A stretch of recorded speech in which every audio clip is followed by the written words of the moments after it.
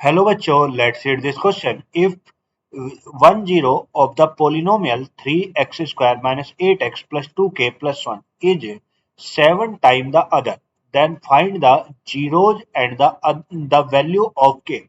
बोलते हैं जो एक जीरो है पोलिनोमियल का और जो पोलिनोमियल दे रखा है वो क्या दे रखा है, उसने हमें पोलिनोमियल दे रखा है fx इक्वल टू क्या देगा 3x² माइनस का 8x प्लस 2k प्लस 1। ये उसने हमें एक पोलिनोमियल दे रखा है। अब बोलता है इसका जो एक जीरो है ना वो किसके बराबर है, वो किसके बराबर 7 टाइम है किसके दूसरे के, ये दूसरे के 7 टाइम है।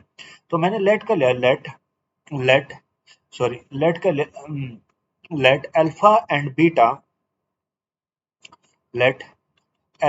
and beta are the zeros of the polynomial, zeros of the polynomial, इस जीरो के पोलिनोमियल के जीरो हैं ये।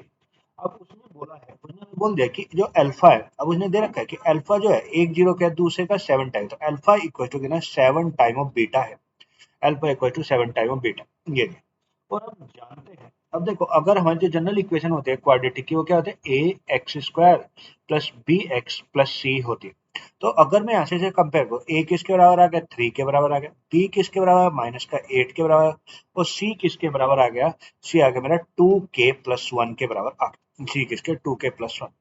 अब अगर मैं यहाँ पे वैल्यू पुट करूँ, अब देखो अगर हम जानते हैं हमारी दो आइडेंटिटी होते हैं, एक तो सम ऑफ जीरोज होता है, क्या सम ऑफ जीरो। अब हमारा सम ऑफ जीरोज का जो होता है सम ऑफ जीरोज, ये सम ऑफ जीरोज मेरा क्या होता है alpha plus beta, alpha plus beta क्या होता है माइनस का बी बाई ए होता है, माइनस का बी अपॉन ए, अल्फा प्लस बीटा का माइनस का बी बाई ए।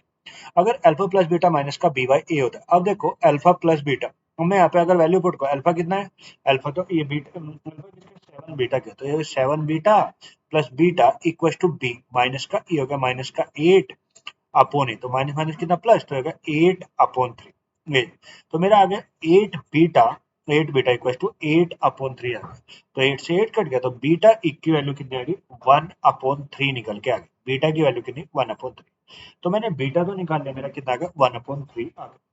अब हमें पता है alpha alpha equal to 7 beta क्या होता है, अगर मैं यहाँ पे अल्फा की वैल्यू तो 7 इंटू 1/3, तो 7 इंटू 1/3 तो 7/3, तो मेरा अल्फा भी निकल गया, कितना आ गया 7/3 आ गया। अब देखो अल्फा भी आ गया, अब अल्फा भी निकल गया बीटा भी निकल गया। अब हमारा एक और वो होती है, जैसे मैंने दोनों की वैल्यू निकाली। अब हम जानते हैं जो हमारा प्रोडक्ट ऑफ जीरो होता है, जो प्रोडक्ट ऑफ जीरो होता है, जो हमारा अल्फा इंटू बीटा होता है, अल्फा इंटू बीटा, वो क्या होता है सी बाई ए के बराबर होता है, सी बाई। तो अगर मैं यहाँ पे वैल्यू पुट करूँ, अगर मैं यहाँ पे वैल्यू पुट करता हूँ अल्फा, अब देखो अल्फा कितना है, अल्फा अल्फा कितना है 7/3 है, बीटा कितना है 1/3, 1/3, और ये मेरा किसके बराबर है, ये मेरा किसके बराबर है अल्फा इंटू बीटा, ये सी कितना था 2k+1 अपॉन कितना ए, 2k+1 अपॉन ए, तो 3 से 3 कट गया और ये कितना 7/3, 7/3, और ये किसके बराबर आ गया 2k+1 के बराबर आ गया, 2k+1।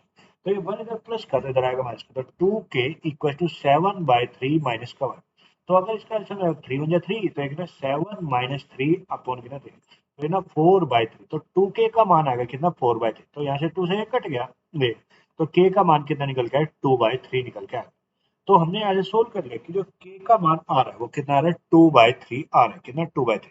So the value of k equal to कितना 2/3, जो वैल्यू है k की वो कितने 2/3 है।